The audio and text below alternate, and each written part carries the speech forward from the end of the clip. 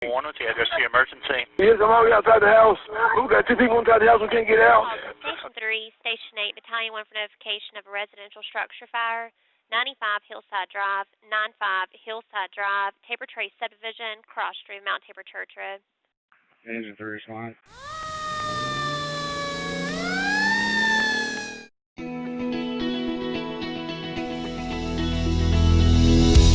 We're here today at a home in Paulding County that was tragically lost due to a fire, but everyone made it out alive and is doing well thanks to Paulding County's fire department. We would like to introduce you to the heroes of that day and get the story directly from them. June the 11th, we had a fire here, and it was bad, hottest thing I ever saw in my life.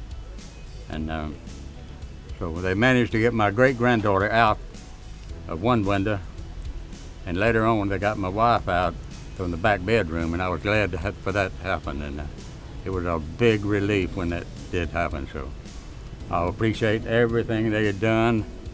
They're good. Well, we encountered pretty much heavy fire right at the garage, and then on the walk around all sides. So pretty much it was about 50% involvement of the house.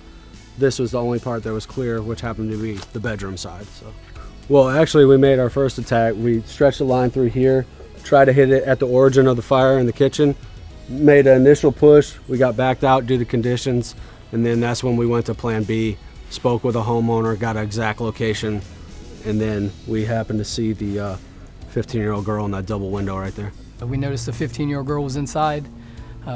Lieutenant and Firefighter Garrett, we were able to get her out without having to make entry into the window and kind of give her to the sheriff's deputies who were there to take her up to the top of the road for a medical.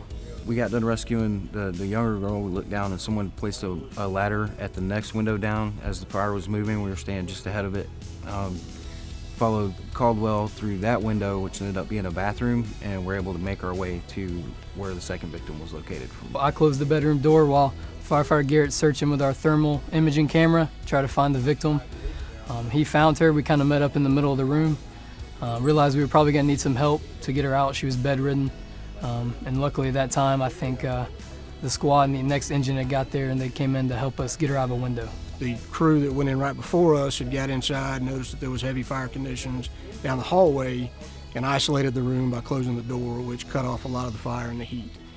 We still had zero visibility, but we were able to keep the fire at bay while we were able to effect the rescue. Once we got the patient out, gave her to the receiving crew, like he said, they brought her down.